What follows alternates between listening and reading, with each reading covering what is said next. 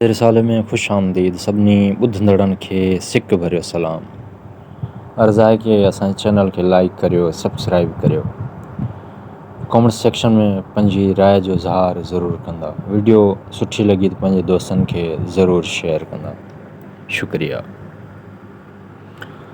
अची पिया आट में वाट विञाई जन, ओ बसीर बरन में अंधा थियो उभन। कननि आॾियूं ताड़ियूं कंगन जीअं घुमन। फराकी फरमान जो आहे ॿुर ॿोड़नि। लंघिया थिया लाहूत खे सुता पिया सिकनि। खुपत खाहोड़ियुनि आह अथई पई न लहे। ॾिसी ॾोरी ॾूंघरी वाट विञाई जन, किरंदा के परोड़ियो रिंद से न रड़नि। ॿेई दार दयूं कयो पीरत तां न पुछनि। ॾोड़ परियां लाइ धार कयो वेचारा विझनि। ख़बर खाहोड़ियुनि आहे लख लाहूत जी।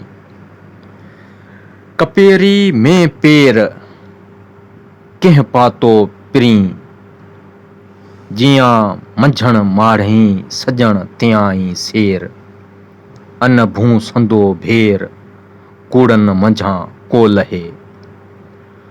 सौंप में सप घणा मंझण माखी हू, परो तन्ही पोइ जो अछी पोइ उन तां।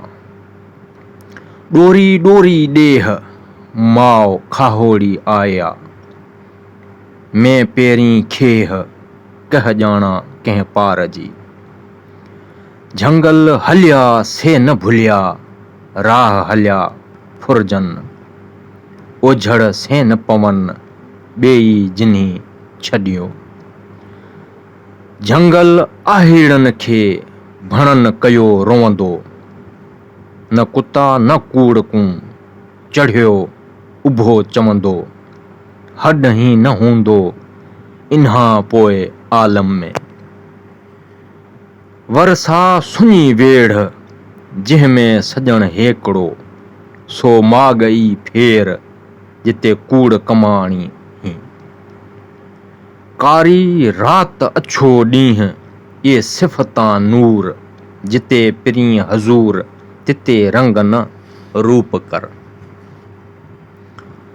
ॾूंगरियुनि ॾिसजनि अणपिण रड़ियूं उन जूं।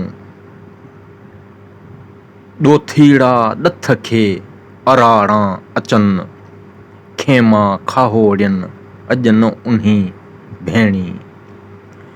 खाहोड़ी खरा सोधे ख़बर पखिया, सोझी जन कया मथे अङण आहेरा।